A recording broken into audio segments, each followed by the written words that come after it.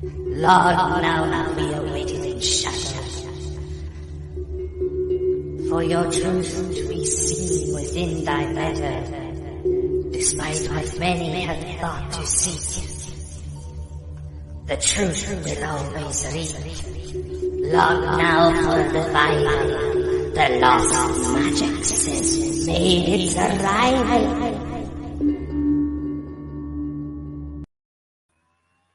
Hello guys, and welcome to our Friday night show. It is the Lost Magics, obviously sponsored by our lovely Bald and Bonkers guys. This is their show to their network. I want to do a big shout out to all of our networks and our TV companies that are putting us out there. So obviously a big shout out to the Bald and Bonker boys, to Parapost, to DNTV, and obviously to all of our amazing angels that are in the room. So tonight I'm going to be doing a topic on screen memory, which is something that one of our fam, Dobbies, asked us to look more into. She was very interested in that in the chat. So I said that I thought that would be a good category to follow and to cover tonight. But also, I'm going to be having lovely Dakota coming and joining me up on show tonight, because we are also going to be talking about how the mental health side of people can be put into the paranormal and how some of these things may be determined. So it's going to be a really interesting show tonight. So obviously I've done a lot of research and study, because I only know the basics about screen memory, such as it is meant to be where someone goes through either a tragic or some sort of negative experience. And what happens is the mind is supposed to be able to cancel out some of this. Now, this is very well known in things such as like abductions with the extraterrestrials. It's known that when some victims come into contact with these beings, they actually block the mind from remembering certain things that happened to them when they were having this procedure and this experience. This is known as a screen memory, just as somebody that may have gone through a traumatic time and somehow the memory adjusts what actually happened, because obviously it's trying to exclude the negative aspects of what happened and trying to make them remember things that they can maybe carry on with. So I wanted to do the research and study into that. So I found some really good information looking online, and I've got about 6 pages. There's a few bits there where I'll give you a few little factual bits about screen memory as well. And then lovely Dakota is either going to come up through this while I'm doing the reading, or he's going to come up after I've done the reading out to you guys. So I do hope that you enjoy this show. And Dobbies, I hope that you particularly enjoy this, because obviously it was something that you found very interesting. So I'm going to get into doing the reading. Please do not forget to share out, guys. Let people know that I am on so that they can come over and watch as well. Hello, specialist. Yes, so I will do my bit first. We'll do the reading and everything first, and then Dakota will come up and join me, where we will talk to you about the mental health and how that is linked in with paranormal, guys. Okay? So I'm going to get on to doing the reading now and have a little chat to you after. Dakota can come up then as well, because maybe he can enhance a little bit more as well. So I hope you enjoy what I've got, guys. So screen memory. A screen memory, like forgetting or amnesia, is a compromise between impressed elements and defense against them. A paradoxical feature of recollections of this kind is they are less childhood memories than memories about childhood, characterized typically by their signature clarity and their apparent insufficiency of their content. Important facts are not retained. Instead, their physic significance is displaced onto a closely associated but less important detail. This placement is indeed the main mechanism here, as it is in the case of mnemonic symbols or in the forgetting of a paper name, although to some degree condensations may also be present. The notion of screen memories was first presented by Freud in his papers of so named in 1899a, an extension of his work of mnemonic symbols and the regulation of trauma in hysteria, a paper written as he was beginning to develop the idea of unconscious fantasy. Later he concluded that such memories, so long as one knew how to interpret them,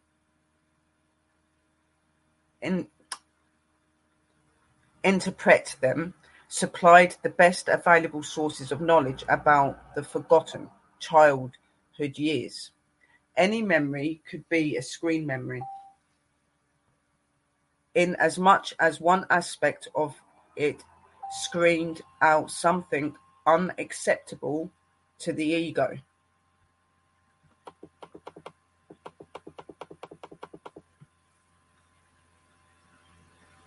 In the Project for the Scientific Physiology, 1950 to 1895, Freud told of Emma, who attributed her phobia to an insignificant scene recalled from adolescence, while repressing a more important childhood event. The scene from adolescence, inscribed by Freud, also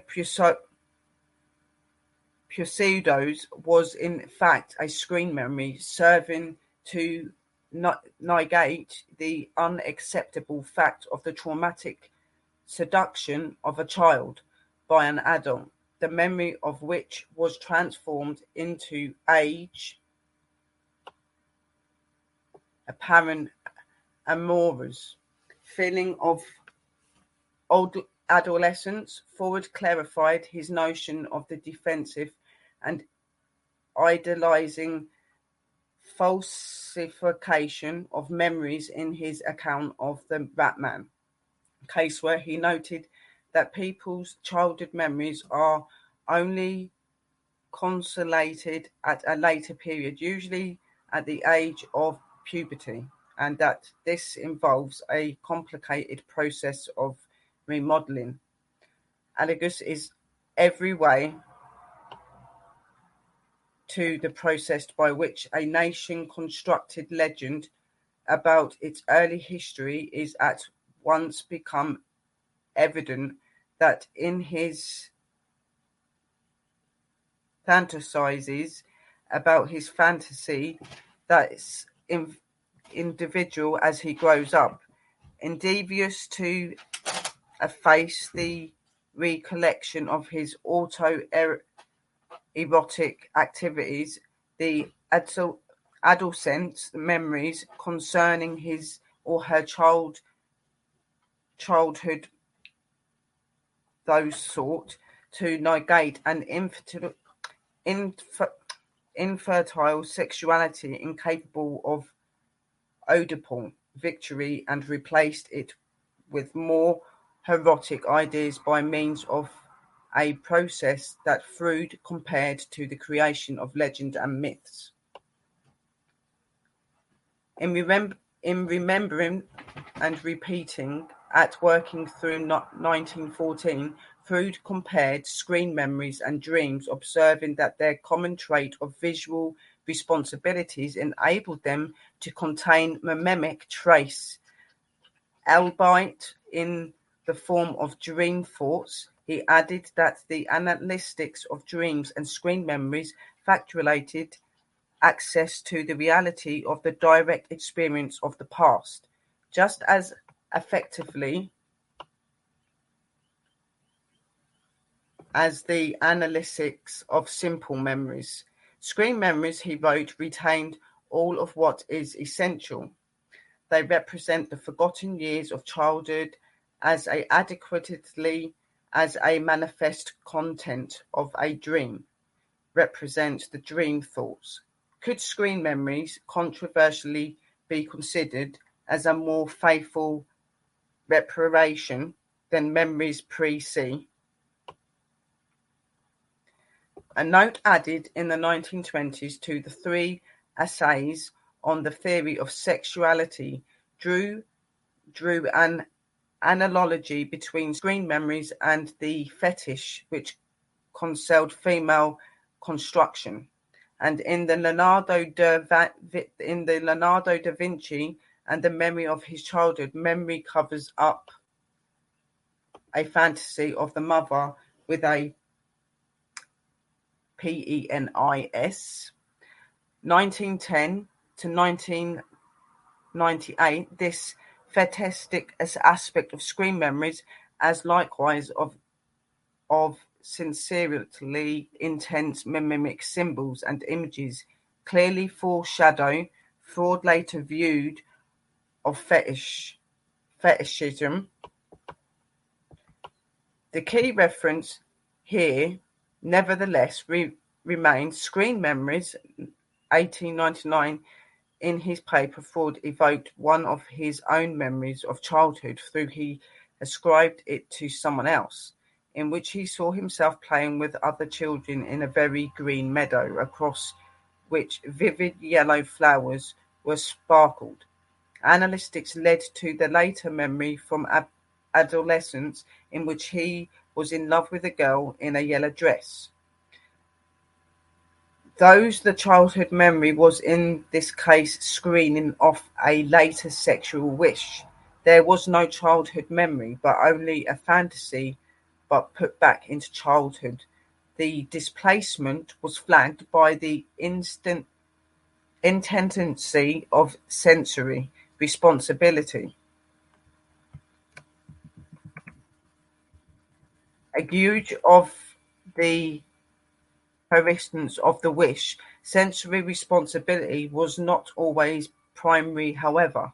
Figurated elements could sometimes reflect wishful viable connections,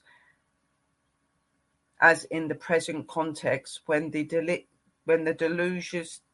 delicious taste of bread in memory could be interpreted as reflecting the adolescent's wish to earn one's bread like an adult. As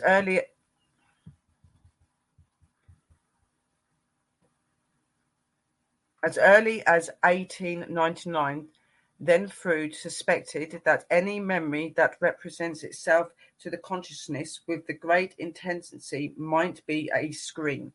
Some creating the theory of memory as a realm deeply affected by elements of fantasy. There is in general no guarantee of the data produced by our memory. Without such a guarantee, physiologically, interperception would place its hopes in the study of reputation, 1914, or on the evidence from analytic constructions of 1937.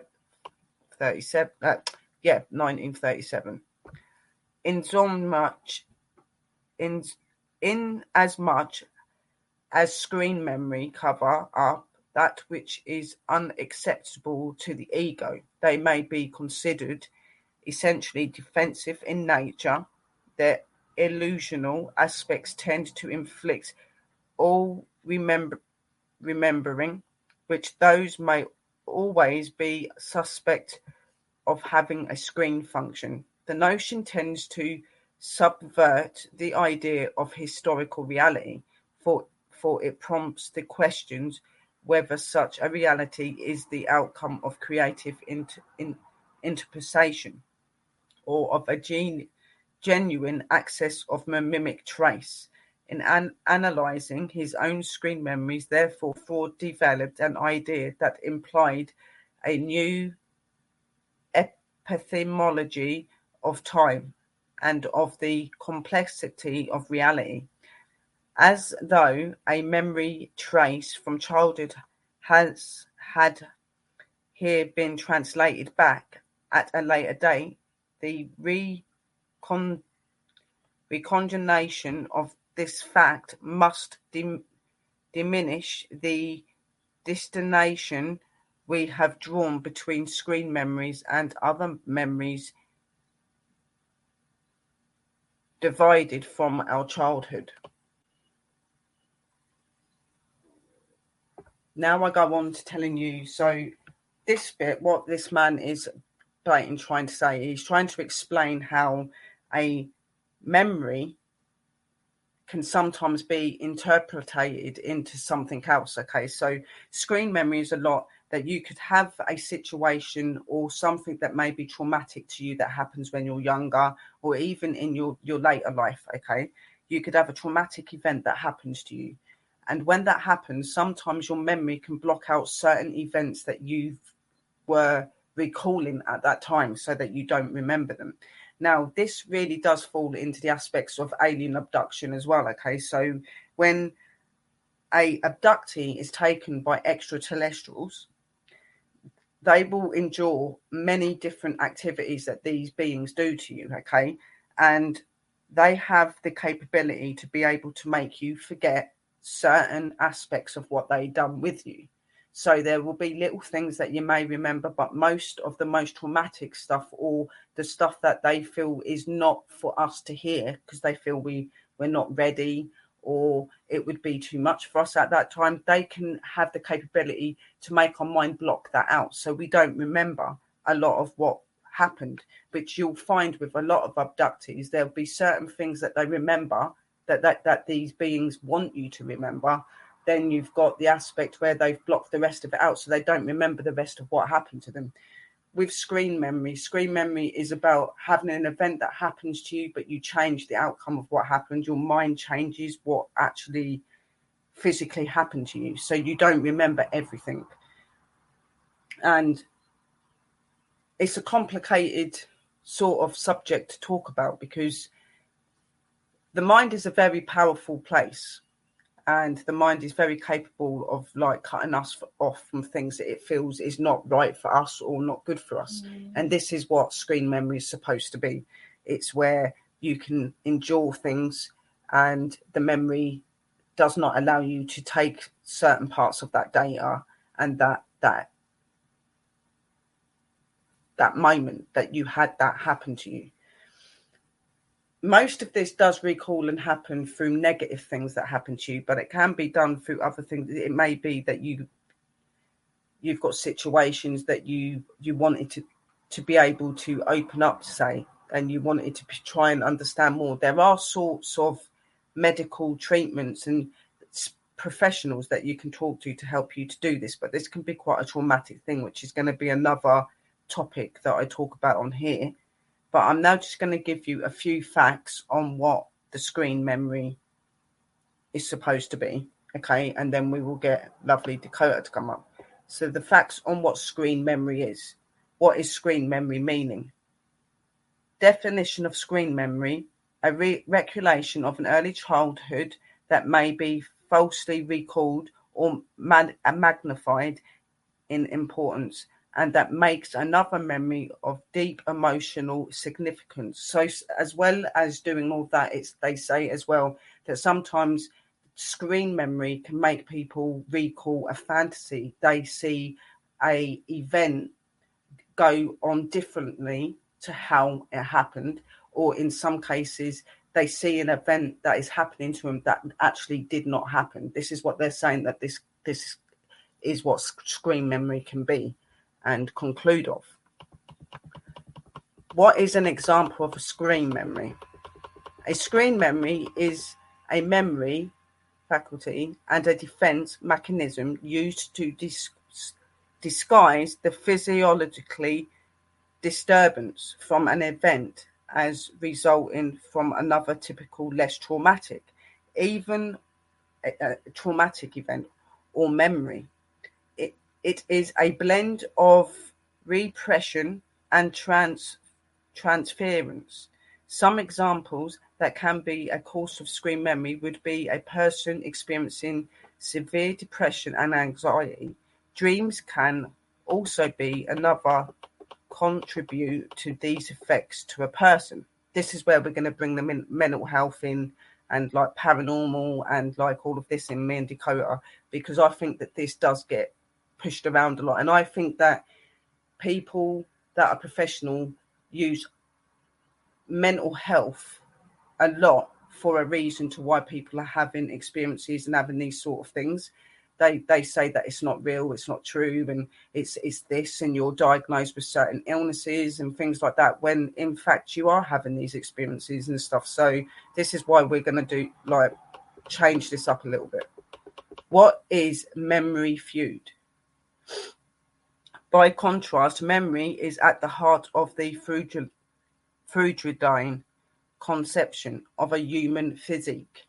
The individual is memory, hence academic and physiologists study how events of information are stored and recalled, whereas in physiologists, memory is part of a narrative, much of which invertibly is unconscious. So they're saying that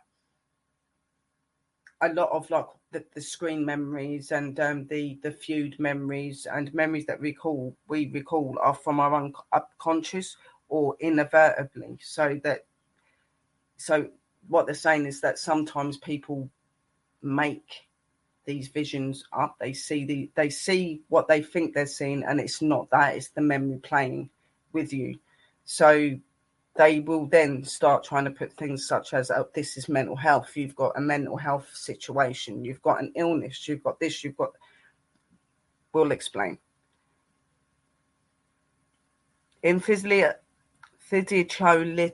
theory, a memory of a childhood experience, usually trivial in nature, that unconsciously serves the purpose of concealing or screening out, or is a confliction of an associated experience of a more significant and perhaps traumatic nature, also called cover memory replacement memories. Number 5, I wrote this bit, which was the alien abductions is also another known factor where screen memory plays a big part in a person's experience, allowing them to remember the less important factors of what was seen, but their mind blocking out the traumatic events that happened to the person. It's said that there are some tests that can be done on so-called abductees to try to find these memories of the events that was meant to have happened. Some abductees who have taken on this kind of help to try to help them remember have come to have some very upsetting and stressful experiences when looking into the experiences that happened to them. Looking back to the time when they were abducted by the extraterrestrials, screen memory plays a big part in alien abduction abductees, and when tapping into these memories, it can be known to leave a lasting effect on some of the abductees in question. That was what I was writing for that, guys. So I've done the readout. So practically what they're saying is screen memory is where somebody has an experience that can be quite negative, and your mind is supposed to block out the traumatic part and is supposed to recall it and replay it with something that did not happen that way. Your memory will make you see it in a different way to what it actually was. And this is a lot of what happens in alien abduction as well. They'll have that experience where they're taken, things will happen to them. The most traumatic parts of that procedure that is forgotten, and only certain aspects are left that the abductee will remember. So through going to some of these therapies and stuff, they're able to help them to open up where they will start to remember more about that abduction and about what happened to him in that place. Now, this is a characteristic of screen memory because it's where your memory is blocking out what it feels is most harmful and most tragic to you. Okay, so sometimes you need to have some help to be able to jog that and to be able to come to be able to recall what happened and to put something right. So that was my category on screen memory. It is very much something as well, in my opinion, that a lot of people put down to being mental health as well. So there are certain factors that they say are relevant to screen memory. Okay, like they will put down things such as borderline personality disorder and such events as post-traumatic stress disorder. Both are conditions that I have, and I have been very open to my therapist, and I've spoken to them about the experiences and things that I have had. And in this, I, by a professional, was told that they felt that maybe through some of my traumatic events, it's made me believe that I have these experiences. Now, I know in myself that from a 5-year-old, I didn't have any traumatic events and I didn't go through bad things at that stage. So how would I be able to be seeing and feeling and doing these things from a very young age into adulthood? How can you put that down to being mental health? At 5 years old, I didn't have mental health. Okay, so this is where we wanted to bring this in about mental health and how it's affected in paranormal and all this sort of stuff, guys, because let's face it, a lot of people are looked up on as being unstable or not stable minded when they have such experiences as what we do as like investigators and researchers of the strange and unknown, you know. So I'm now going to bring up lovely Dakota, where we're going to be doing the next part of the show, which is where we're going to be talking about the mental health side of it and how it's introduced into paranormal and all so on like that. So hello, Dakota. Hello, Sherry. So you can hear me okay, right? Yes, I can. Yep. All right. We were having some mic issues before we went on, so I wanted to clear that up now. Yep. Like Sherry said, screen memories is a part of UFO abductions. Some believe that when these abductions take place, not only does the mind of the abductee, the contactee, whatever you want, the term you wanted to use, essentially mask what happened just because it is simply too much for that person to handle. It is also speculated that the ETs on the other side have such an understanding of the human mind that they can manipulate your mind to make you forget things. They can remap how the mind processes certain things. Elena Danon's book, she talks about her contacts actually manipulating an astronaut on the International Space Station to not put out a certain satellite array because for some reason it would cause harm to people on Earth. And they admitted that they would mask the hesitation he felt as just kind of a hunch, a gut feeling, instead of having to physically sit down, having a physical sit down with these beings saying, don't do this or you're about to hurt a lot of people. Yeah.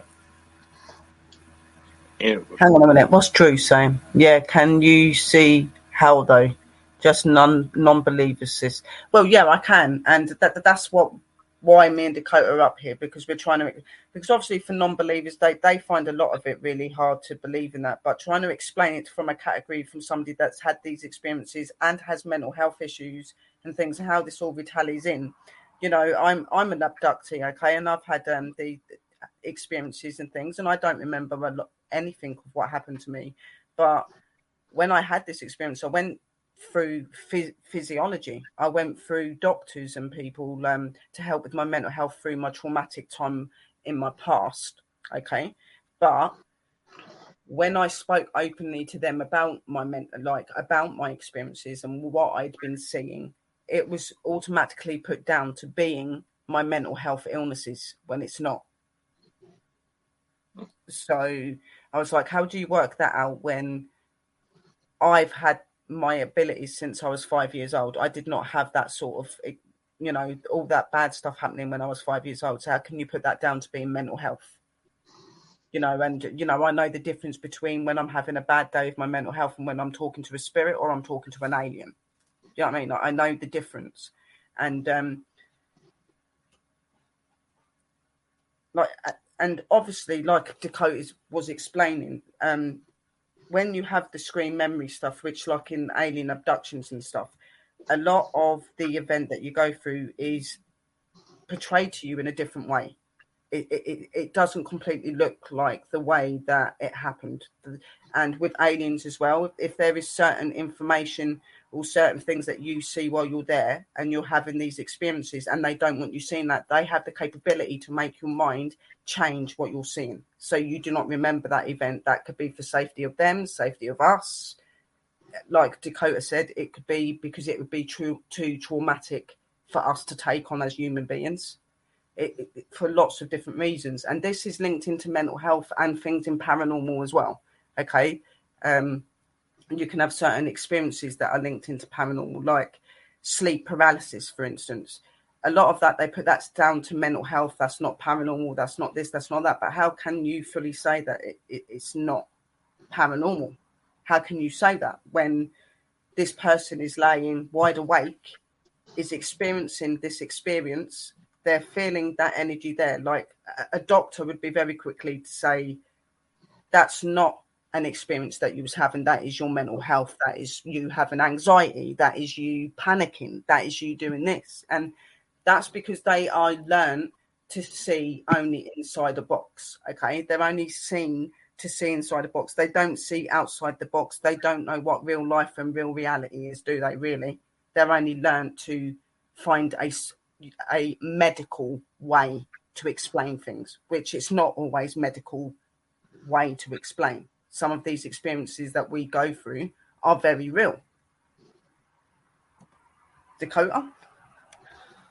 No, you make very valid points. Over here in the States, I actually have noticed a bit of a shift where a lot of psychologists are more accepting of paranormal ideas. Like during the pandemic, I had a clinical psychologist for a facility that's actively running right now with patients messaging me because he was having issues that he thought were spirits. The second I validated that, yes, this was a real call, this was a real location, that puts into perspective so many things. And there's been numerous times where not necessarily psychologists, but just random trolls have tried to say that, oh, this story doesn't check out. This person clearly has signs of mental health issues. Yeah. Yeah, that might be the case. Yeah, but that's what we're trying to reach out to. Not so much the professionals, but more those that come in and they see people that are different and they automatically presume that it's down to mental health and stuff when it's not. You know, like there are many things in this world that happens around us and that people experience, and you know, not everything is mental health. Even if you've got a mental health condition or you've not everything that people experience is to do with mental health. So there's also two sides of that coin. There's also instances where there may be a situation of abuse at home to where it may actually stir up paranormal activity. A lot of parapsychologists will trace that to poltergeist-like activity when they go to reach out to someone like us to try to figure out what's going on. We can go in and say, this isn't going to stop until you fix this situation. There's been instances in my own investigations where I've ended up finding out the whole reason why activity was going on was because the late mother-in-law was not happy that a husband was cheating on his wife. Yeah. That's literally how it played out. Mental health is such a misunderstood concept, and perhaps going into this subject this weekend as poor timing due to the victims of the school shooting down in Texas, which our hearts do go out to. Yes, they do. That's something that we might have to go into a bit more, because there's a lot of people that aren't happy with the mental health being tossed around, even though No one who's in a good state of mind goes to think of hurting others in that case. And unfortunately, that also leaves a mark. Let's take another example, Columbine. There's a young lady I was helping get her book published not too long ago. She actually works as a 911 dispatcher for that area.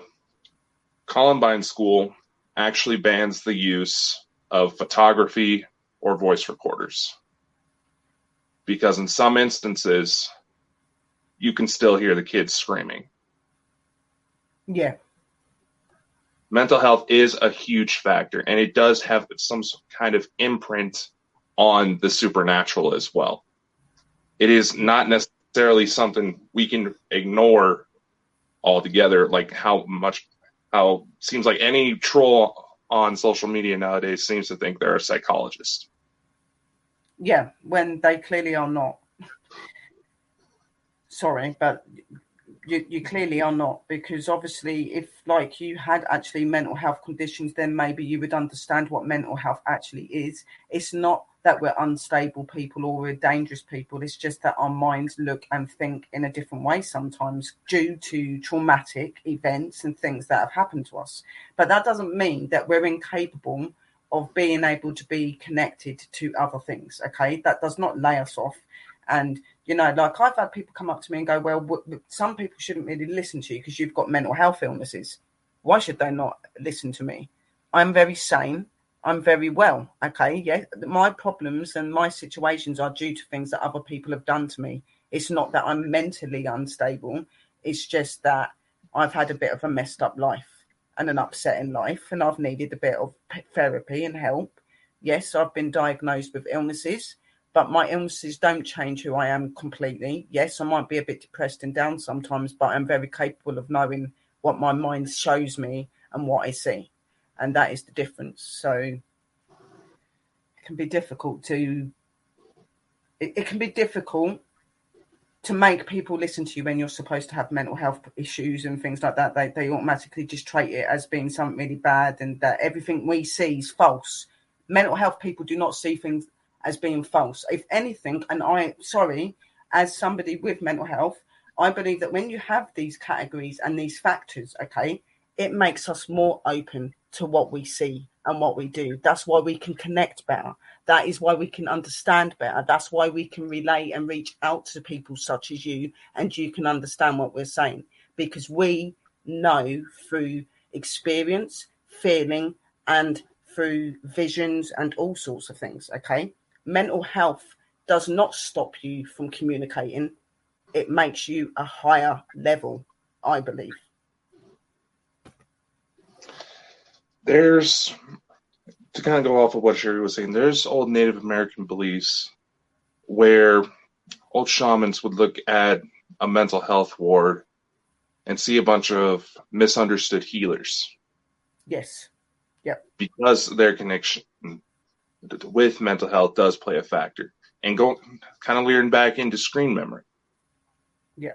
This, how should I put it? This constant degrading of people's experiences, that could actually cause the mind to create screen memories at a time when they may be the one person to be able to step up. Say in a case of abuse where a child is getting assaulted at home, social workers, teachers are saying, oh, no, that can't happen, that can't happen. They'll start blocking it out. And it's going to be come at a point until they get old enough to where maybe they can mentally process that information better of what happened to them. All of a sudden, they're going to practically feel like they got hit by a truck because all of a sudden these things are starting to come back. Yeah. It's such an integral part of what we do. And I'm going to say this, like with channelings as another thing, it's actually been found that people who do regular channelings need to be careful because it fires off in the brain as an epileptic seizure. Yep. And there's even devices out there that send electrical signals purposely to stimulate that part of the brain to trigger visions as well. Mental health is highly misunderstood, and maybe coming out and talking about it more, we can actually find some answers to get some of these more horrific things going on in the world to stop.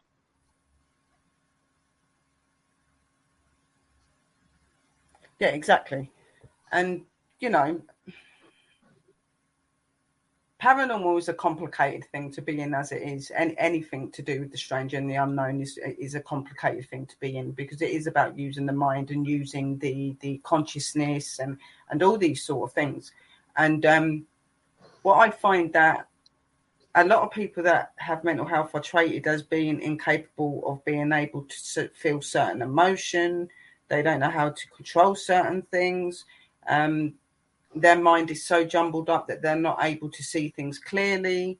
They may see things in a way that did not happen. Like, there is so much that's put against people with mental health that it's really hard for us to even be able to stand out there and to be took seriously in some categories. That's why, like, I'm grateful for such shows like this, because people get to see the real me, and that I am actually very sane, and you know, I'm very capable of the stuff that I do. And I know in myself that all my experiences from 5 and up have all been very real, no matter what a professional has told me and has boarded me as having borderline personality disorder and post-traumatic stress disorder. Yeah, they're names of illnesses. That is not, that those are part of me, but they are not me.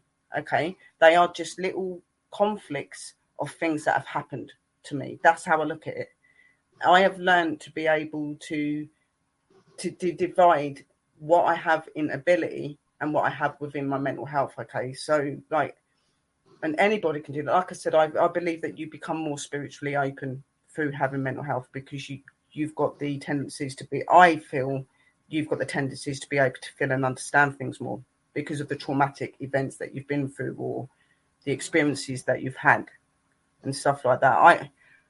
I don't look at mental health as a negative thing. Okay, yeah, it's negative in the way that some people can be affected in really psychological ways, that they do things to themselves, and even worse than that sometimes. Yes, I'm not saying that mental health's not serious. It is, and it can be to a lot of people.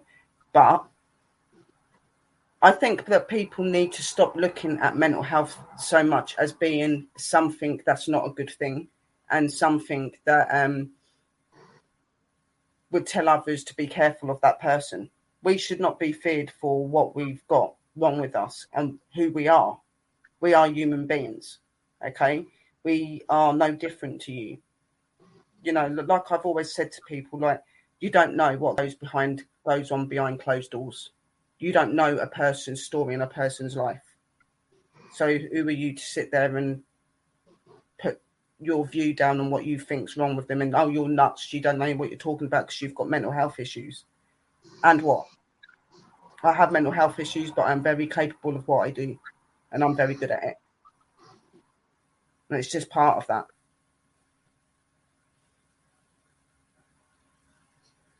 No, it's all very true. Actually, you just reminded me of this young man I met a few years ago. We were out traveling about. He got made fun of a lot because he has Asperger's, which is a form of autism, for those of you who don't know. His mannerism made it pretty clear that he had that. He was afraid that people were constantly going to judge him. Yeah. And what reminded me of this is a lot of this controversy surrounding Elon Musk buying out Twitter, because a Twitter board member was caught on video making fun of the fact that Elon Musk has Asperger's. One of the most brilliant men in the world right now, one of the richest men in the world. Yeah. Put people into space. I mean, all the Bonkers. We have stuff that's going to be flown on SpaceX rockets later this year. Mental health does not limit you. It does not invalidate anything, despite what people may try to say. And that's the point we want to drive home this weekend with these shows, as we focus more on mental health. It doesn't matter. That's really it. It doesn't matter. And this is such an important topic because, quite frankly, you don't necessarily go into anything involved under the supernatural umbrella completely sane. No, there's usually a little something going on in the head that lures you here. That's everybody, myself included. Yeah. Yeah. I agree completely. There is a trace of insanity in all strange and unknown. Okay, so we all have got some sort of mental health apparently. Then, because we're a little bit different and things, that means we're all emotionally unstable when we're not. It's just a factor and a way of life, guys. And some of us just endure it a little bit worse than others. That's the only difference about it. That doesn't make us any less of a person. It doesn't make us any less stupid or anything like that. Some of people with mental health issues are some of the most cleverest and most sharpest people you would ever meet because of how they are. There have been certain people like if I remember rightly, even Einstein and things like that. Like they bring like dyslexia and stuff into things to do with mental health and things as well. Yeah, dyslexia. But dyslexia, there's been some of the most best known scientists of the world that have had dyslexia and had like certain mental health illnesses and conditions. It didn't stop them from being able to achieve what they did, because the simple fact is these things are not an issue in life. They only become an issue in life when people start to judge us and start to bully us. That's when all these things such as suicide and all that comes into play to do with mental health. It's the way that people treat you and portray you as that makes us that way. Because that's when you do feel alone and you feel that you're on your own and, oh, maybe there is something really bad wrong with us and maybe we're not normal. When we are normal people, but that pain, that hurt, and those things that we do get put down to being mental health. It's not. It's the fact that people don't have respect or understanding for what is wrong with us. So they bully us for it and things like that. So, mental health is not a bad thing. Mental health became a bad thing because of people's bullying and people's not understanding. I can say better myself. So you agree then, Dakota? Because I very firmly believe that. I do. Mental health is not suicide and whatever. But suicide and all that comes from bullying and not being listened to and not being understood and being judged. Mm-hmm. Nobody should have to be judged for what's wrong with them. Don't you think that people like that have already took enough judgment through what they've actually endured and had to go through? So you should be a decent, civilized person and understand that person does have problems and things like that, okay? But don't judge them.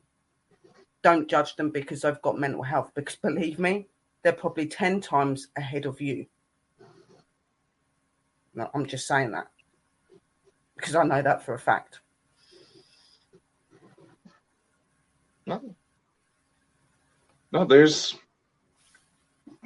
there's not a single person who has made strides within humanity, doesn't matter what kind of field they're in, mm-hmm. that hasn't had some sort of mental health condition, for lack of a better word. Not necessarily an illness. It's something that made them different. Einstein, he didn't read or even speak until he was about 5 years old. Yeah. And there's still matters of his that we're still trying to figure out. Exactly. One of the most intelligent minds and men of all time. Mm-hmm.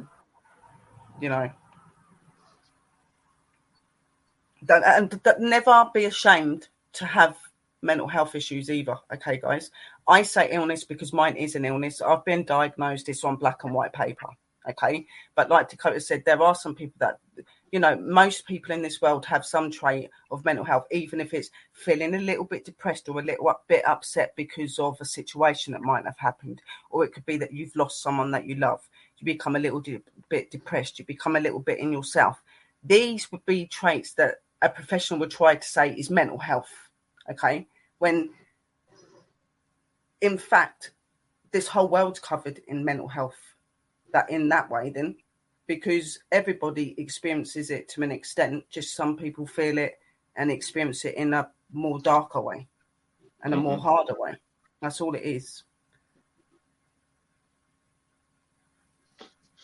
No, you have very good points, and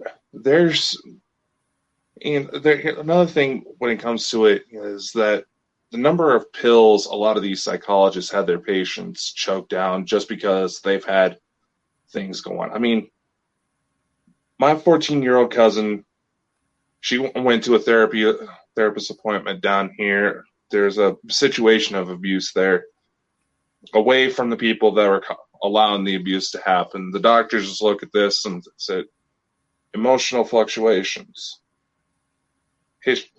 possible history of abuse. Yeah, of course she's going to have emotional fluctuations. She's a 14-year-old girl that's being abused at home. Exactly, yeah.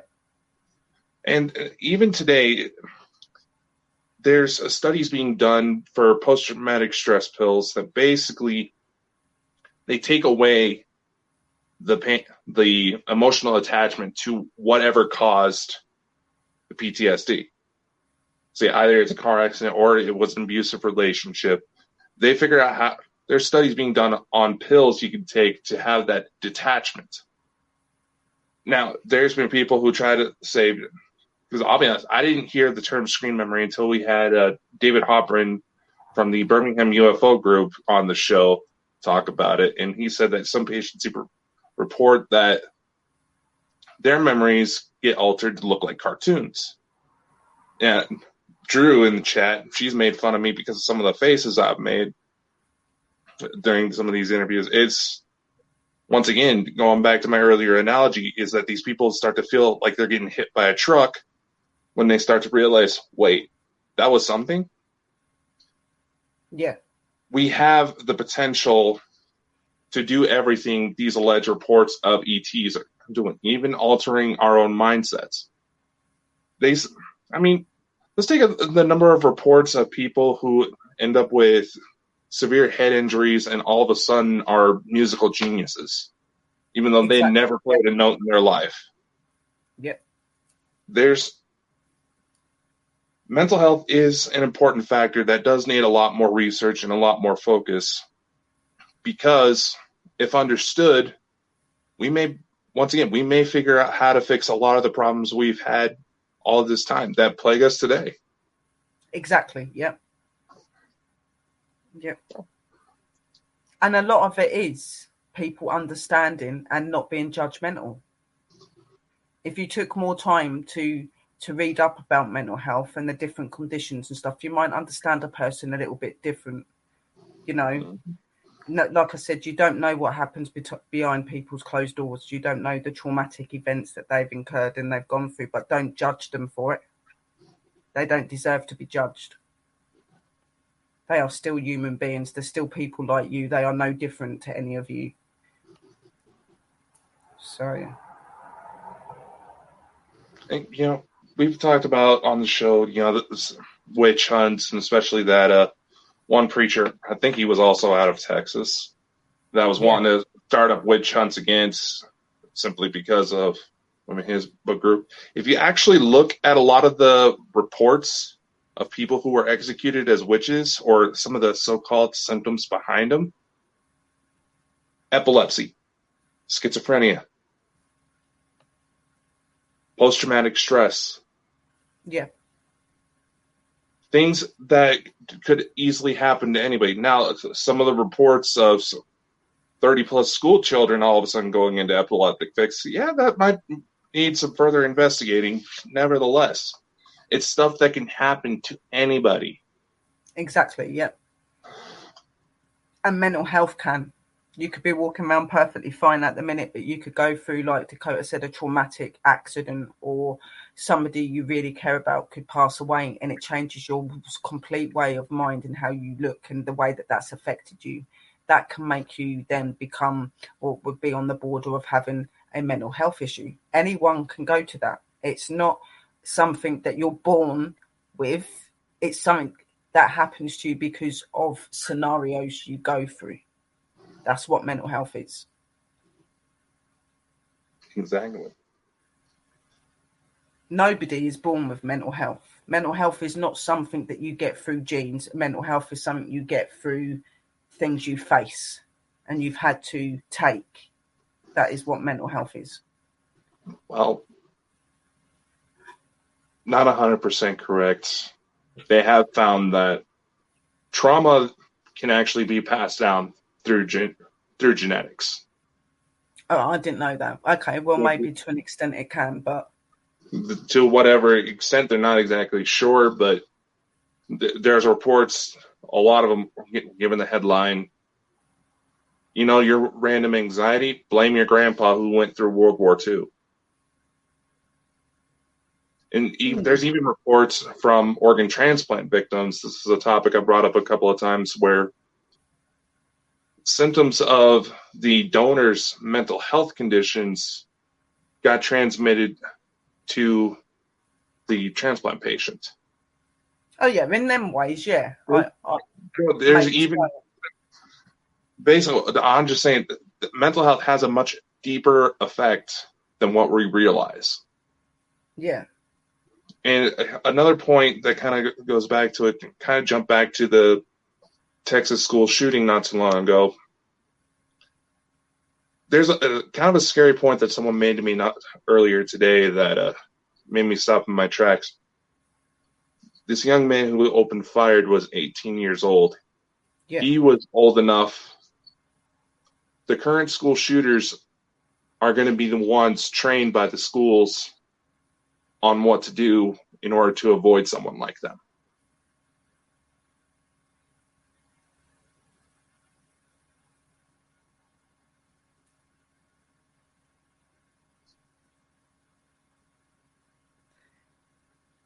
Yeah. I love how. And I think that does need to be, it does need to be done.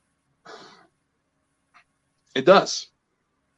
And there's a lot of people that say that, take away the guns. Well, look at the situation we got in the UK where people are trying to ban knives because everybody's stabbing each other because they can't readily get a gun.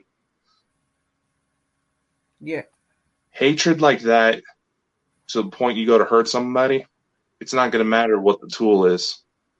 People are going to still get hurt as long as we don't try to understand why people are breaking like this. Mm-hmm.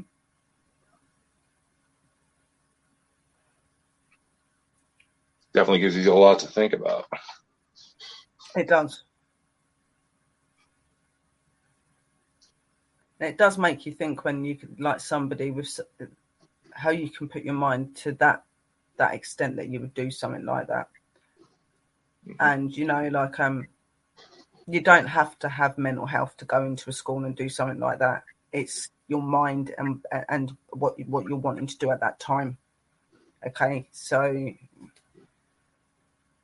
like a lot of people would try to say that the reason he'd done that is because he's mentally unstable. That would be the first factor that most people would say. He's mentally unstable, not necessarily. You don't have to be mentally unstable to do something like that. It depends on who you are as a person and things, so who knows what this 18-year-old boy was thinking at that time when he done that. Nobody ever is going to know now. Okay, and that's the sad factor about this, that so many innocent children and their two teachers had to lose their lives because of somebody's actions.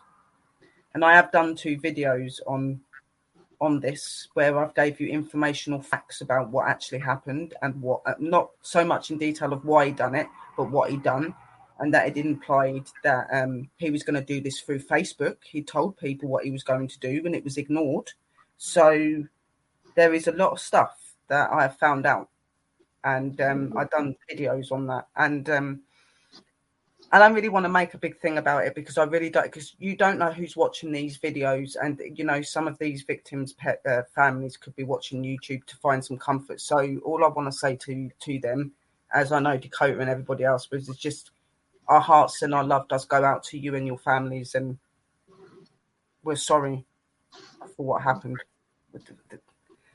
That's all we can say. It's not like we can take it away, is it? We can only be sincere and show our love and our respect. So, such innocent lives.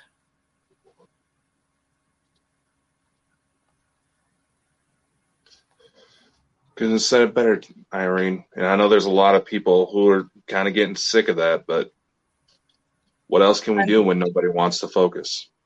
Exactly, and keep doing that. Like, it doesn't matter what other people say and things like that. It's very important to acknowledge what's happened and to show them that they're not on their own and that there's many, many people behind them, and you know, that we all are rooting for them. You know, you don't have to be related to these children and these teachers to feel the emotion and the pain. You know, as people ourselves and people that have got loved ones that we love, and most of us being parents, we can see it from a point of view that we would not want somebody that we love to go through that. So, you know, hearts go out to all of them, and especially to the little babies and the 2 teachers that were wrongfully killed.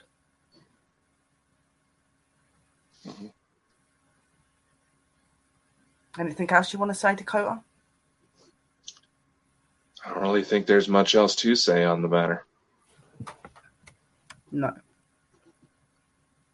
John Lennon said that maybe it's the police and judges and so-called professionals that are the retarded ones. Well, it seems like situations and stuff like this that happen, this is not the first time. You know, I've done some research and studying, and there's been over 180 schools that have gone through this. Okay, and it's, you know, it's only now that they're really uproaring a lot and saying that things need to change. You know, what about the first time when the first amount of children was shot down and the first school was hit? It's like I said, it's not so much about taking the weapons away, because the weapons should be used as a protection thing. It's just that sometimes when people get these objects in their hands, they see it as a power thing. Okay, and that's a dangerous thing to have. So, you know, like, I do believe there are procedures and things that could be put in place. I'm not saying that everybody should have their guns and stuff took off them, but I do believe that people that are mentally unstable to the point that they can practically not look after themselves should not be able to get to guns. You know, you shouldn't be able to have a gun, I believe, over the age until you're over the age of 22. You know, because you're still a child at 18 years old. You're still a kid, even though you're classed as a young adult. You're still a kid. Okay, so you shouldn't be able to have guns till you're 22 over there. If you're mentally unstable to the fact that you could, like I said, you can't look after yourself, you shouldn't have a gun. If you've got a criminal record where you have shown violence and threaten and things like that, you should not have a gun. Anybody else, they're fine. If they're you know, if they're sensible, they've never been in trouble, they've never gave anybody any reason to believe they shouldn't have weapons, then why should they not? Because it, you know, these people obviously are using these weapons as something to keep them and their families safe. Because let's face it, in a lot of places in America, it can be dangerous. And some of these people do need guns and stuff to be able to survive. Okay, so it's not about getting it completely took, but there should be procedures put into place so that it's not so easy for people that shouldn't be getting hands on guns to get them. That's what I'm saying. Mm-hmm. And things put into schools. I think that's the main thing, is that safety put into schools. Why can't they put these scanning machines in schools so that every coat, every bag is scanned? At least then it will minimize those risks, because if you're going through a machine that's going to buzz off, if you've got something metal in it and it shows off an image, you're going to see if there's a gun or a knife in the bag, aren't you? There should just be things put into place so that in schools it's more safe.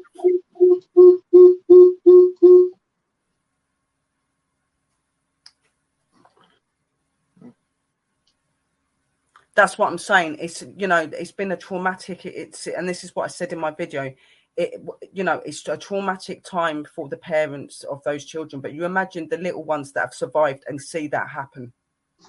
You imagine the emotional scars that's going to be on those children that survived it from seeing what they see. That is the most horriblest thing you would have to ever endure, is watching people that you care about and that you know laying lifeless on the floor, and you're not old enough to understand what's going on. And you're scared and you're threatened. You can't get out of this classroom because you're barricaded in it. You know, it's awful, but hopefully the government and other people are going to make things more safer for schools. I do believe they need the scan machines and things like that so that they can see if anyone's bringing in anything that's dangerous. Because obviously at the minute, through this situation that happened, this was apparently planned. Okay. There are other people alongside him that are still going to carry out more attacks. There are meant to be more that's going to happen. And the police have been trying to look into this information, trying to find these people before anything else goes to light. That's why the security alert in America is a lot more higher in the schools at the minute, because they don't feel that it's fully over because of these other people. They're trying to get these other people before anything else happens. And with the kids coming out of school for summer holidays, it might be the time that they're thinking of striking again, you know what I mean? So they're trying to get all that procedure in place, but this was all planned. This was wrote over Facebook. His last message to his people were, whatever happens to me, I start it, you finish it. It's not ended.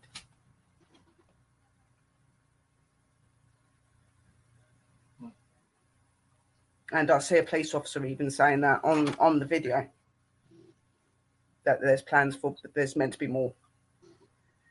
Why do people have to do this? There's been so much death in this world, and this is what I'm saying about, like, it's really easy to be marked with mental health issues. Like, not everybody's got mental issues. Some people are just pure evil, and just they're not good civilized people. That's just clearly what this boy was, in my opinion. You know, they've looked into a lot of things about him, and they can't really find anything to be wrong with him. So what was really his drive to do what he did? It's because he's, in my opinion, he's soulless. He's got no soul. He doesn't care about any other people. And it weren't even before that. He shot his grandmother first. He shot his grandmother and put her in hospital before he went and done what he done to the children, because she was trying to stop him.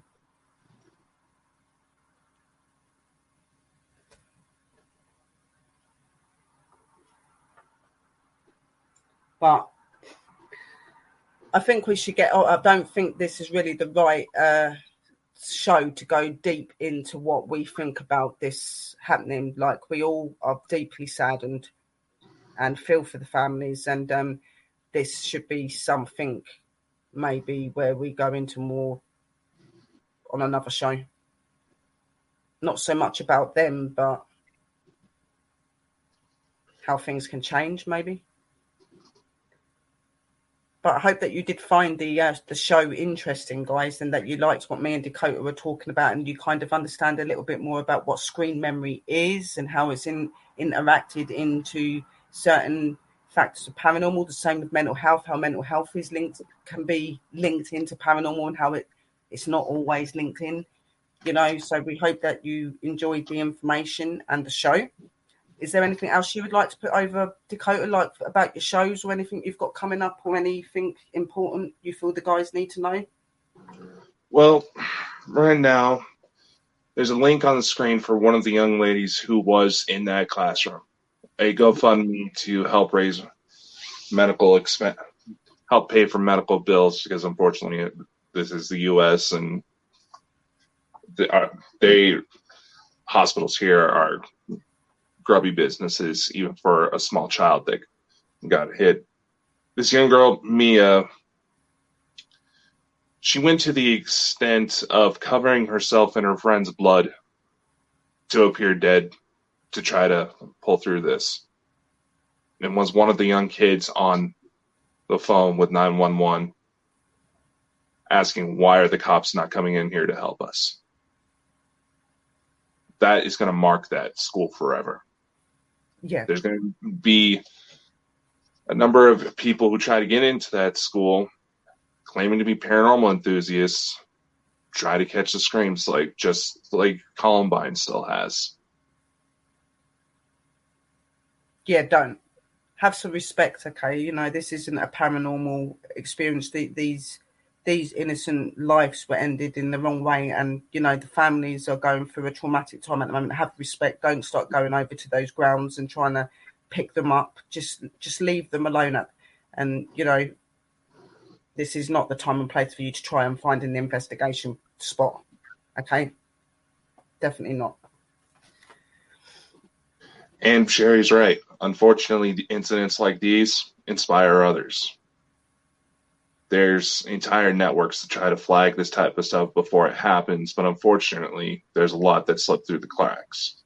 Yeah. I know this is usually a program we talk about entertainment, and that's our way of, you know, trying to give people a decent release from this. Yeah. But every now and then we have to address certain things like this. Yeah, we have to stand up. And Irene asks, why would paranormal people want to do this? Unfortunately, it's part of the reason why the paranormal isn't taken seriously is because of assholes like that.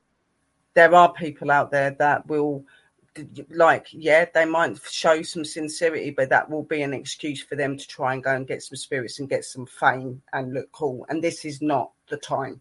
These poor children lost their life, and their parents have not even that long lost their children. Have some respect. Don't even turn up on those grounds. Have some respect. They are people. They are human beings. Okay, so don't even bother. I don't do things like that. If I hear about scenarios and things where there's been a big shooting, or when I do not go after these sort of things. I'm not the sort of person that's going to sit there and try and communicate with these victims either. I don't believe in that, trying to communicate with them. You know, if they come through and they say, hello, I'm the shooting victim, that's different, because they're contacting us. But I would not go to their location. I would not go out of my way to try and contact them, because they need to be at peace. They're not going to be at peace if you're trying to get information on what happened to them. The news and the bulletins and the newspapers should be enough. You do not need to go looking for them. Mm-hmm. You know, but sadly that there are going to be people that try. I can guarantee you that. Give it a couple of weeks and there'll be people there trying to, do you want to talk to us? No, they're not going to want to talk to you. They're confused. It's not a good thing to go through, is it? And just have respect. There's just some things you don't do in the paranormal field, and one of them is walk into a place where people are mourning. Mm-hmm. Not only that, you don't know who's seeing these videos. Well, you imagine if like some of these victims' parents are on YouTube and they see a video to do with the paranormal and they see you calling out their kids' names. How do you think that's going to make them feel? They're not like a circus act. They're not something for your amusement. These are people, and these families are people that have lost their children and they're not going to see their children again. Don't be disrespectful. Just leave them alone. Let them be at peace. Exactly. So I don't know about you, Sherry, but I don't think there's much else we can really say on the matter. No, just be real, be safe, be true, guys. And we hope that you enjoyed the show. And just remember that you're all very special. And thank you for showing your love and support as you always do to us and to all of our sponsors and to everybody else. Thank you. And lots of love to the families of Texas. And we're sorry about this, but we felt it needs to be said. And from me and Dakota and from the Lost Magics, we will say goodnight and a merry parting. Love you, angels. Stay.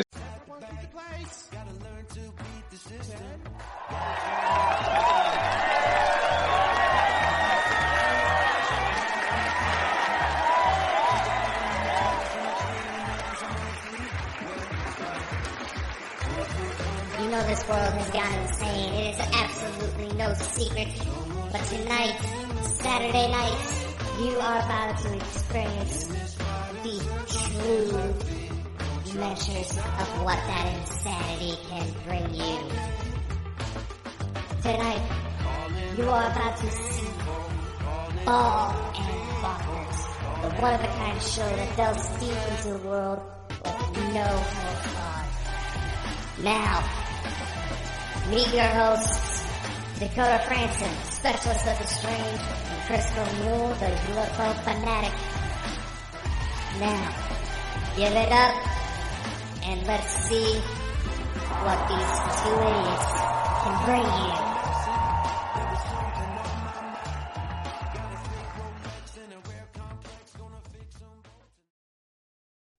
Hey, what the fuck, Mike? Surprise. Oh my god. Yes, ladies and gentlemen.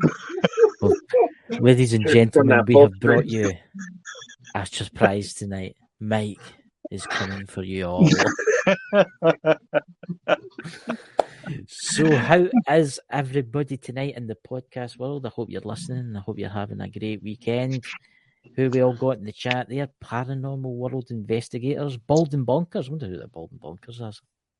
PWI. We got our good friend and Parapost Network watching us. Ladies and gentlemen, we have also expanded to so many different new locations on the podcast world, and we also have the Bald and Bonkers TV network as well. Yeah. And we have some big news actually about that. And last week, how many thousand views did we get over the podcast network, Dakota? Oh, let's see. I think over the podcasts, we're getting close to 60,000. 60,000. Wow, that is awesome.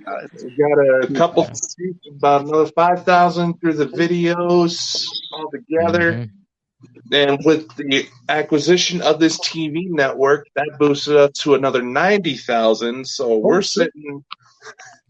Blowing up, and it was overwhelming. So just let's think about it in this sense, Mike. You will be in the ether of the podcast world forever and ever. Thousands that and might not thousands of necessarily be years' a time. good thing. You'll be there. Just thinking, if we're ever in a society where it's like Star Trek and they look up data, they'll find you. Oh, and you are watching us live this time. What's this? Yes, we are really here this time. It is live, my little friend, and to prove to you that it's live, we will bring you up. See, I know it gets confusing with how these programs work, but it just makes it a lot easier to send it out doing it this way. Yeah. Oh, so and since I am on here live tonight, just to warn everybody, I've already dropped the F-bomb like 30 times before we went on, so be prepared. Well, you know something? I've never heard Mike fucking swear once, you know? You do watch my show, right? You know something? I mean, I never swear in these lives, for fuck's sake. I know. Fuckity, fuck. I don't understand why people love me. It's adult rated anyway, it's fine. I've got hay fever, I'm all choked up with hay fever. I hope everybody can hear me fine because I've got a new mic, so I was cutting my Jesus, grass today. tap dancing Christ. Yes.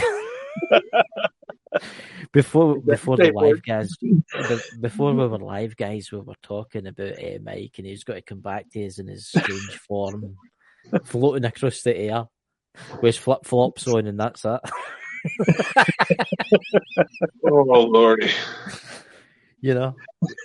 So tonight, Dakota, do you want to start us off? What is the subject tonight? Yes. Last night on The Lost Magic, it did end up getting a bit of dark due to current events. There is a GoFundMe to try to help the families affected by the school shooting down in Texas. That is in the description. Do check that out and donate if you can. It honestly makes the topic for this weekend's shows seem kind of off topic, where we were discussing mental health and the paranormal, how much both sides really integrate with one another. Yes. And Chris naturally thought to bring up this psycho. Hey, this guy is very knowledgeable. Mike the Naked Bigfoot is one of the most knowledgeable people I've ever met in my life. I mean, he does his own live, guys. So if you're no subscribed to Mike's channel, I've got the camera off at the minute, guys, because I'm eating. But I will be with you soon. Sure. No problem, Sherry. I will post Mike's link shortly, guys. And he did an amazing video a couple of weeks ago on sex and the paranormal. And I was honestly one of the best videos I think Mike has ever done. And I think that will go down in infamy as one of the funniest things he's ever done. So please subscribe. Yeah. There you go. Oh, did you post a link in there, Dakota? Yeah, I did. This is Mike's channel. Yeah. Thank y'all for doing that. But here it is, ladies and gentlemen. I appreciate the plug, guys. Y'all are awesome. You're doing a live. You're doing a live now. Was it a couple of days time for now? And it's what shadow people. So that'll be interesting. Yeah. Well, not shadow people, but the shadow man. There's a difference. Yeah. Is it? Yeah, because the shadow man is actually, and believe it or not, in a lot of Southern folklore and a lot of Southern variations of Christianity and other religious faiths, including the voodoo, there is a boogeyman that everybody talks about, which is called the Shadow Man.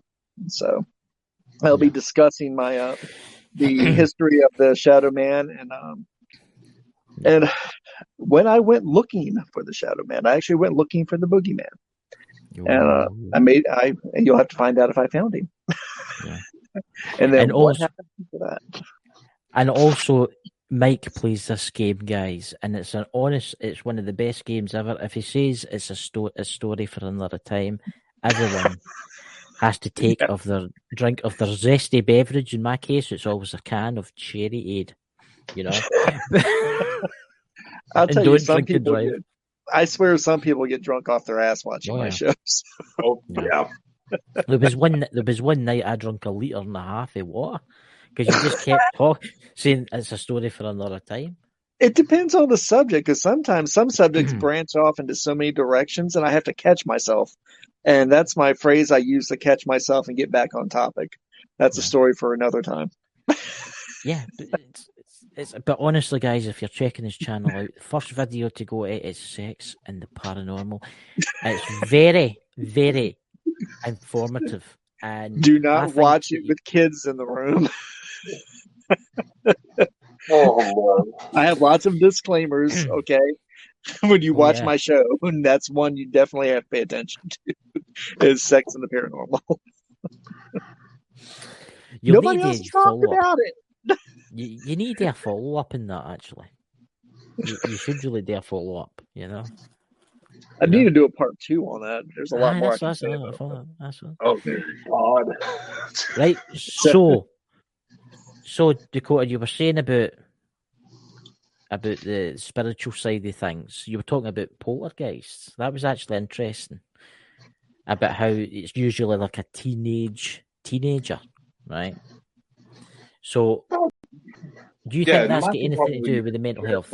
His years of experience being the grandpa in the room, but yeah, a lot of people really realize how much mental health does affect the paranormal, and how much dealing with the paranormal can obviously make you a bit insane. Look at the 4 of us on panel. And one of probably the more famous examples would be the Poltergeists, where often the source of the activity would be centered around an emotional teenage girl. Mm-hmm. Being one of the more famous cases, but nevertheless, oftentimes it doesn't even have to be that. I've seen it happen with women up in their 40s who going through a rough patch in their marriages, and it's their dead loved ones coming to say, "Knock that crap off." Do you not find it funny, and do you not find it strange that it happens to women more? Poltergeist activity. What was the case, the entity case? You know, the one I'm talking about, where the woman was attacked multiple times. You know about that, Mike? The entity case. Are you talking? Oh, the one from where the movie and the book called The Entity was based on? Yes. Yes. Or she was being sexually assaulted by an entity then. Mm-hmm. Well, when people, and I'm about to get really sexist, so everybody, this is me not being sexist, but if you take it as me being sexist, I'm sorry you feel that way, but I'm not being sexist. But men are more in control of their emotions, and we suppress our emotions more than women do. Women are freewheeling with their emotions. And when they do, if there's any kind of mental illness that comes into play in their life, they don't suppress it as well as a man would. Yeah. And it's out there. It becomes a storm that rages all around them. So, and that storm can act as a beacon for some bad things to be attracted to them. Yeah. No. Remember the word hysterical, that's a word that was used in Victorian times. It was actually a clinical diagnosis back in Victorian times for women. But it was for being hysterical. So, but that was based on their emotional state. I think you almost had a hex on you there, Mike. What's that? And when you go to Dakota? I think you almost had a hex on you there, Mike. That's fine. Good luck on that. This is why I invited Mike, because he's just so damn knowledgeable about the paranormal field. There you go. So what you're saying, practically, Mike, is that women are emotional wrecks. They're not a mess, but they don't constrain themselves as much as men do. And then back, you have to remember during Victorian times where Mike, I'm pulling your leg. I just thought because of like when you said it, like, didn't you see my face when you were saying it? Like when I was going, oh, really? It's a joke. Oh God, we're about to have a battle of the sexes on there. But of course, I'm saying it with my cold, sterile way of seeing things instead of making a judgment call. It's just the way things. Some things are the way things are, and that's one of those things. That's the way things are. Yeah. And I remember during the rise of spiritualism and during Victorian times, where people would do these great seances and such, that they would have all kinds of now weird and strange occurrences happen during seances and in old houses. But during Victorian times, women were meant to be more demure and suppress themselves. And when women try to suppress their emotions, it comes out in other ways. And sometimes it comes out in a paranormal and supernatural way. Very true. I mean, you think about let's talk about possession, right? A lot of cases are women that get possessed. Do you not find that strange that the more possessions take place, it is nearly a woman? Men, you don't hear that much about. I mean, you hear about the real events, and it's more women that seem to be possessed. And you must think about what a possession's doing to someone, whatever the entity is, because you have to think of the Catholic Church with that too when it comes to women being possessed more, because they consider it when a demon I'm just going. Everybody who knows me will have to forgive me for using these words. A demon or a devil that is possessing, or a spirit that's possessing a woman, it's an affront to God, because it's like they think the demonic possession is them defiling the Virgin Mary. That's what it symbolizes in the Catholic Church when a woman's possessed. And that's the reason why more cases are talked about with women, because they're much more dramatic and they act as... the Catholic Church also used these examples when it happened to women to keep women in their place, frighten women, keep them in their place by telling them you're more susceptible to being possessed than anybody else. So you got to know your place, and you have to be pious, and know your role in the church and know your role in your family. That's how the Catholic Church saw it. So for two reasons, for both, the demons were doing this to act as an affront to God, and the second reason was for control. So there you go. See, this is why I bring Mike to all the events now, because he's just amazing. Sorry, I like I said, I'm not saying this with any judgment to my tone. I want everybody to understand that when I answer questions like that, I don't say it with judgment. I say it because, as a matter of fact, it's the way it is, the way it was, the way it always will be. So, yeah. So, Sherry, what's your opinion?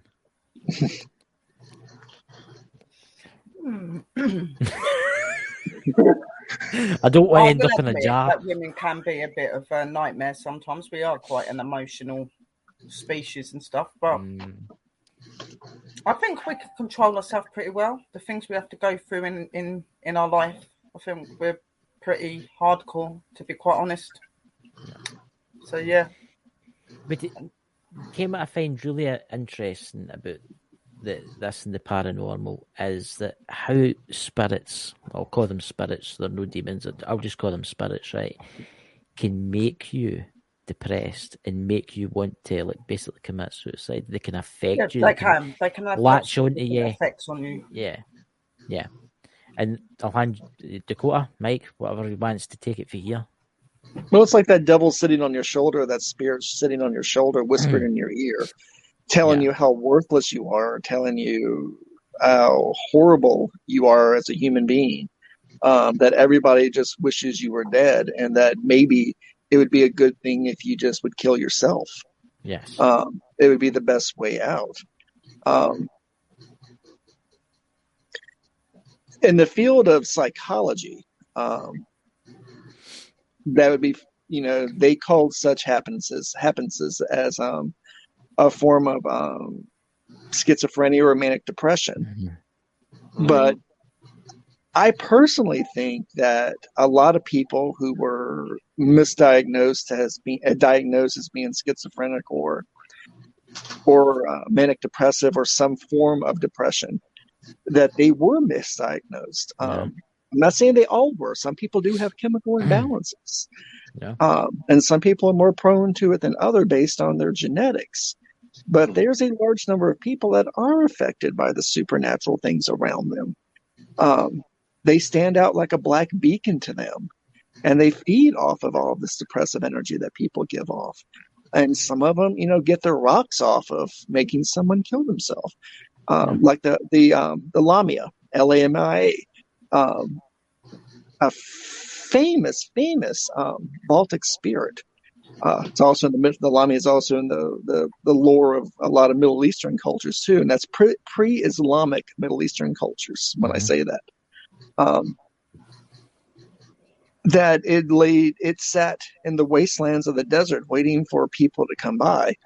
And if it couldn't seduce you, then it would kill you. It would make you kill yourself by following you and whispering in your ear until you killed yourself. And that's how it fed. That's fascinating. That is fascinating. I mean, to think, you think about it, I live quite close to kind of an old mental asylum, and it still is a mental, to this day, it still is. But I was looking at old records that a lot of the people that went to it, I can see my dead relatives, I can see this, and that's why they were sent there, because they said they kind of things, and they had electrotherapy done to them, and that damaged them for the rest of their life. They were tortured. Yeah, they were literally put down to having something mentally unstable with them, and the people at that time didn't believe in what they were seeing. They didn't believe that these things are real, so they were treated wrong and tested on wrong, and that's why all these horrible things happen to him. And even it, like mental health now, like we have mental health in obviously living, but for people that go through that experience and pass away, they still, in my opinion, they still carry anxiety and carry a sort of mental health disorder. If you notice that like I've noticed with some of the spirits I've come into contact that have gone through this, they're very cabbage-ized, like they're not with it and stuff, and you can see they've clearly got emotion problems because of what's happened to them. They'll get angry, they'll get upset, things like that. Like these are all characteristics that people would put into being mental health. And I do believe that traits of mental health are not just in the living, but also when you pass as well. Like, that if depending on what you've gone through, you carry that energy on. You don't, So. Can I say one thing really quick? And it might branch into a million other conversations after I say this. Fire away, man. I know.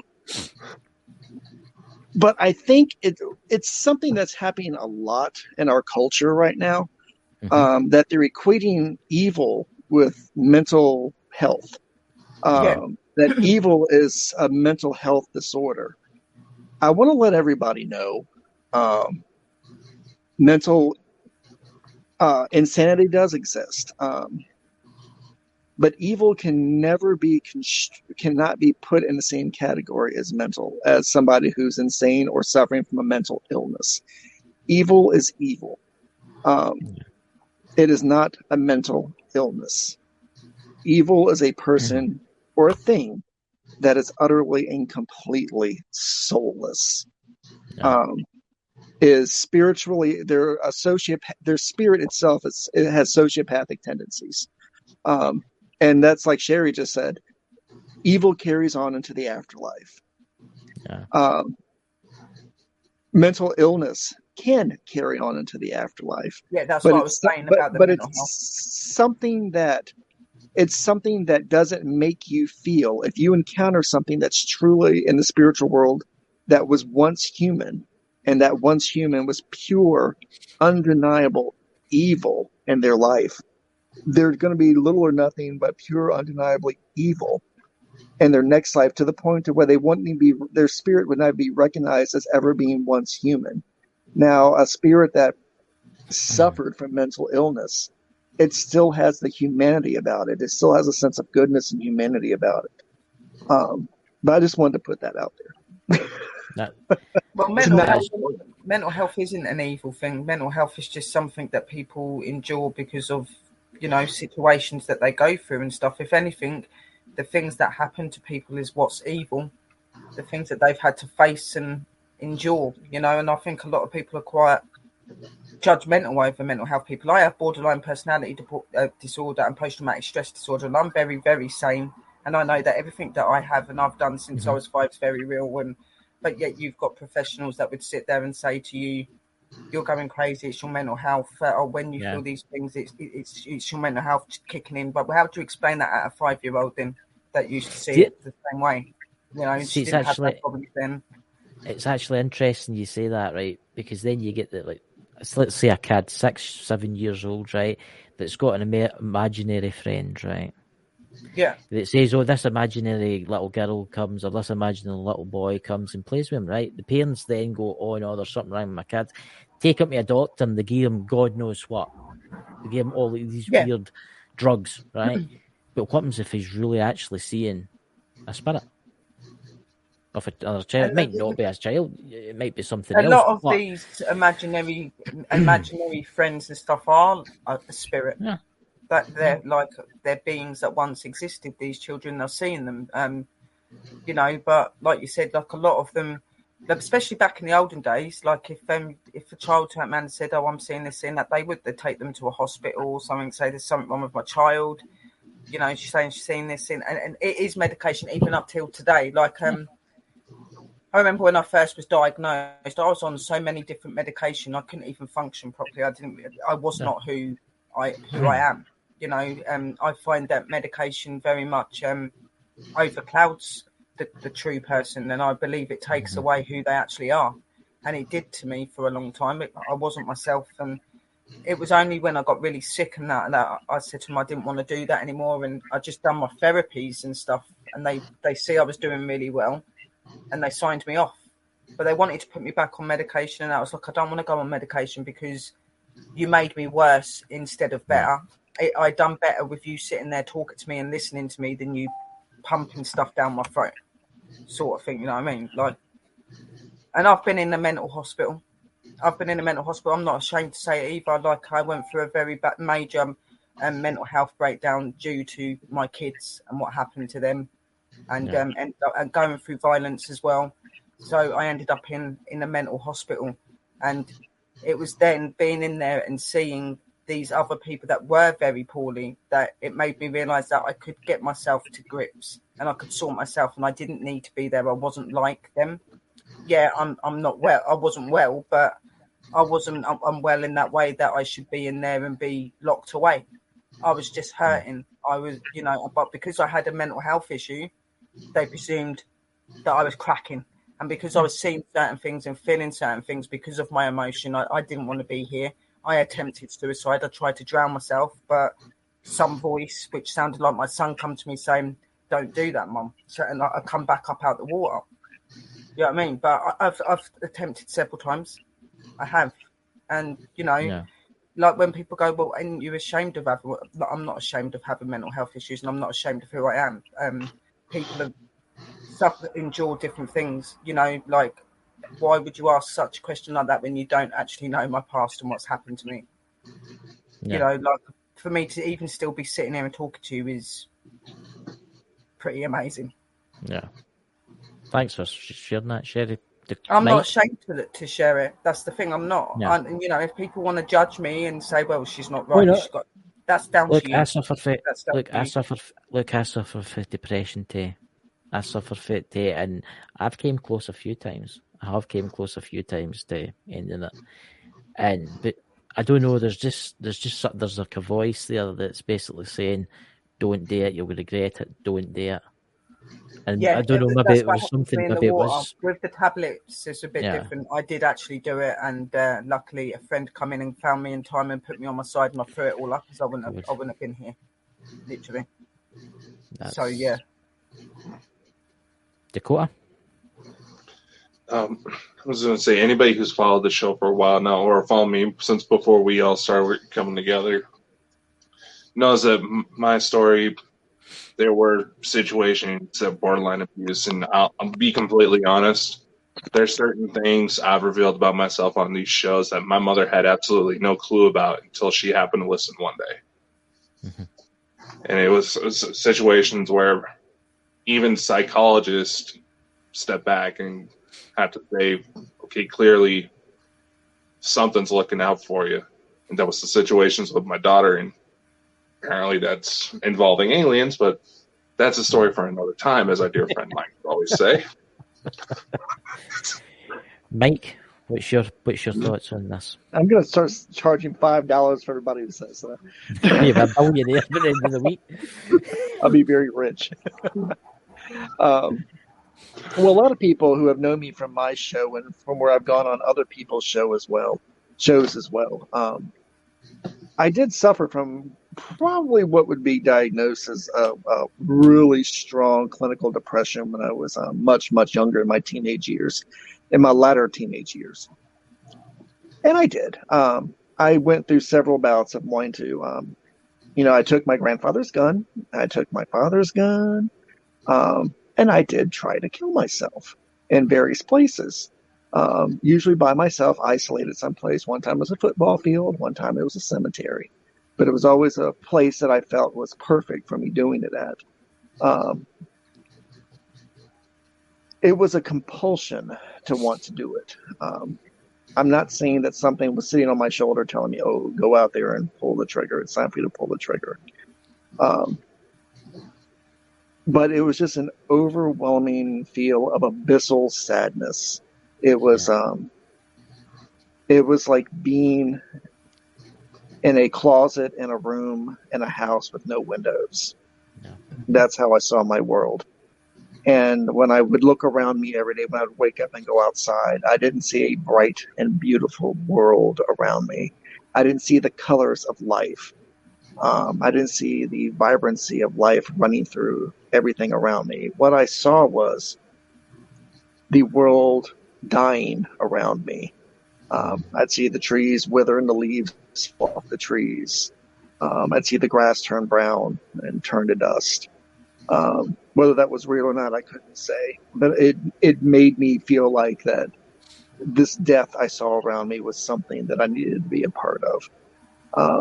And it made me sad. Yeah. But I did. It sounds odd to say it out loud, but it is the truth that I had spiritual guidance and spiritual help that intervened on every occasion and kept me from pulling the trigger every time. And the same message they would say to me every time was, today is not that day. And they would have their hand on my hand, and I would pull my hand away from my head.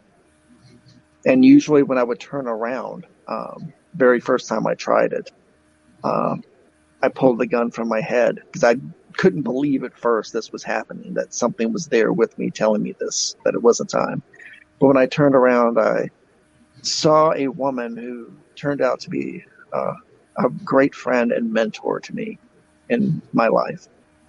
That was with me, who appeared in my life both times when I was at that point of death and despair, literally. Yeah. And somehow she always appeared on the scene after I was told no, spiritually. And she would always appear on the scene to sit down with me and talk to me. And she was always able to pull me out of it. And she helped me to see. It took a very long time for me to see it, but she showed me, she said the feelings I had were real, that I shouldn't suppress them, but I should temper them with life. The death that I was feeling inside of me, I could temper with life. And she taught me how to see life around me, and taught me how to see color again, and the beauty in everything. And the beauty in the most tragic of things that happen, she taught me how to see that. She said, it's okay. She taught me, I went to her studio. She was an artist. I spent a lot of time in her studio. Mm-hmm. And she told me, when she would give me a piece of clay and tell me, just make something. I became quite adept at making spirit masks that represented the spirits that I would see in my dreams at night. And some of them were quite hideous. And she told me, she said, it's okay to make things ugly. She said, but they can also be beautiful. She said, you see that face that's snarling out of the clay mask that you just made? I said, yeah. She said, make a small daisy and put on it.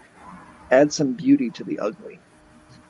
And she said, because it belongs there. Beauty belongs with ugly at all times, and life belongs with death at all times. She was quite sage with her wisdom. But she helped. She was the human that helped save my life. So, yeah. And I so hate hearing that people don't have anybody. I was lucky that I had all the help that I had in my life, both in the spirit world and in the physical world. And it just damages me to my core about how people do and feel like they're alone. And then when you look at their life after they've killed themselves, and you look at their life and the people that were in their life, they may have had a mother, but it was a mother in name only. They may have had a father, but it was a father in only. They never had any kind of structure, loving and living structure to their lives. No. And that leads people to despair. And they don't have that spiritual structure and that physical structure in their life. And despair eventually, unfortunately, to other bad things. Sorry, I got a little preachy there for a moment. No, honestly, I found that quite moving, actually. I don't know about you, Dakota, Sherry. I found that really moving, actually. I can relate when it comes to the spirits being there. Most definitely. It's always been the spirits that I've been able to count on. I've never been able to count on the living. The kind of thing that Mike's explaining is how my life has been. Like, yes, I love my mum and stuff like that, but it's been a really difficult life. And through growing up and just not being who I wanted to be, and I wanted to be a kid, but I wasn't a kid. I had to take too much responsibility, and then I went through situations where I lost some of my very good friends and stuff like that. That put me in a really, really dark place. And I can understand when Mike was going on about being in a place that feels like it's dark and that everything just feels like it's death around you, because it was exactly the same for me. I just didn't feel that there was any way out. I felt consumed by this darkness. I didn't feel that anybody could see me or hear me. And I constantly always just felt like that nobody cared. And the only one that ever showed any sign of caring was the spirit. It was the spirits, but like my loved ones that weren't here anymore, the ones that I could confide in the ones that had my back. Same as my friend. My friend was my main one when I was going through that.